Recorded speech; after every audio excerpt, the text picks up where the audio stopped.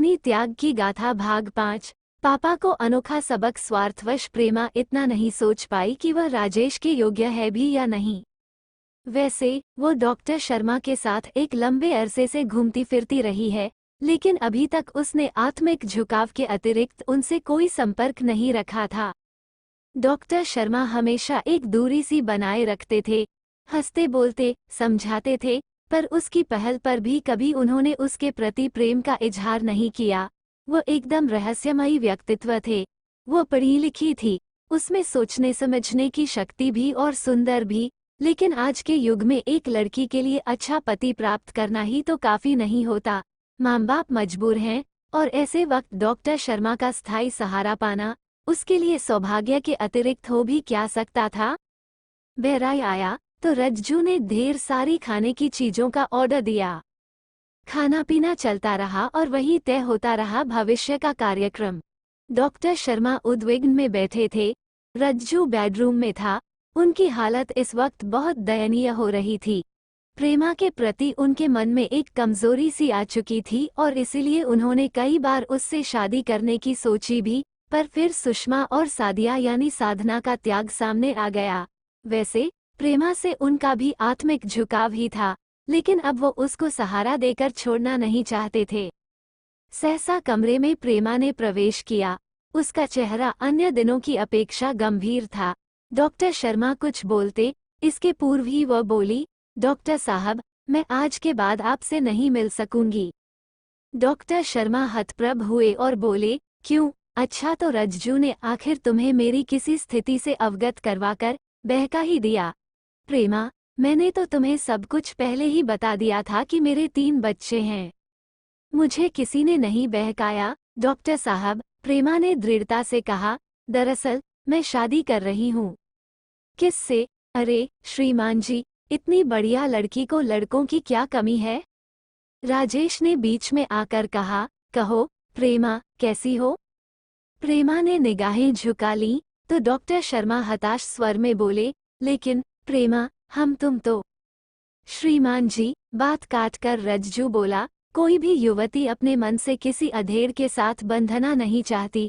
वो तो उनकी मजबूरियां होती हैं जो उसको नारकीय जीवन बिताने पर बाध्य करती हैं। प्रेमा शादी कर रही है मुझसे। रज्जू खुश से होकर बोले। डॉक्टर शर्मा, ये सच है डॉक्टर साहब, प्रेमा ने भी धीरे से कहा, पर वह भौचक्की थी कि डॉक्टर शर्मा खुश क्यों हैं। डॉक्टर शर्मा ने प्रेमा के सिर पर हाथ रख दिया। प्रेमा ने चौंक कर क्रमशः डॉक्टर शर्मा और रज्जू को देखा, तो रज्जू ने स्वीकृति में सिर हिलाते हुए गंभीरता से कहा, पापा, आप भी तो इससे। पापा, नारी अपनी मर्जी से कभी भी घाट घाट का पानी नहीं पीना चाहती है, लेकिन हम पुरुष ही उसे ऐसा करने को बाध्य करते हैं। प्रेमा ने और न आपने कभी अगर कोई गलती की है तो पापा, आप इतने विद्वान सुलझे हुए होने के बावजूद जब किसी दलदल में फंस सकते हैं, ये तो मैं सोच ही नहीं सकता। एक अनुभवहीन युवती के लिए आप गुमराह हो, ये बहुत बड़ी बात है। पापा, आपने मेरी माँ के साथ जो किया है, इसका मुआवजा मैं दूंगा प्रेमा से विवाह करके। डॉक्टर शर्मा हंसते हुए बैठ गए।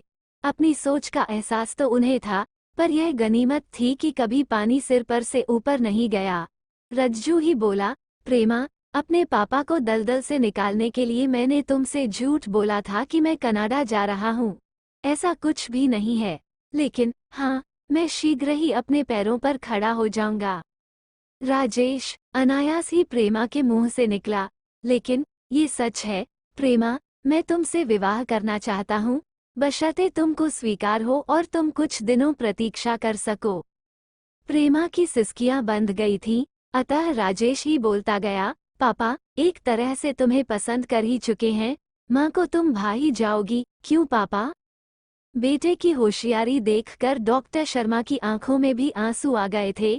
भरे गले से वो बोले, हम सब जल्दी ही भोपाल चलेंगे। रज्जू हंसकर रज्जू बोला, अवश्य पापा, लेकिन यहाँ से जाने से पूर्व आपको प्रेमा को वचन देना होगा कि आप इसको पुत्रवधू के रूप में स्वीकारने को तैयार हैं।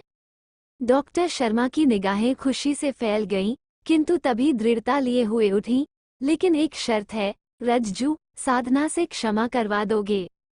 मेरी माँ भी बहुत महान है और आप भी वास्तव में महान है पापा। प्रेमा, डॉक्टर शर्मा बोले, हम तुम्हारे माता पिता से मिलना चाहते हैं। अभी, इसी वक्त बुलाओ, ताकि वे भी तो रज्जू को देख लें। मैं किसी कीमत पर प्रेमा जैसी हंसने बोलने वाली चिड़िया को अपने फंदे से निकलने नहीं देना चाहता।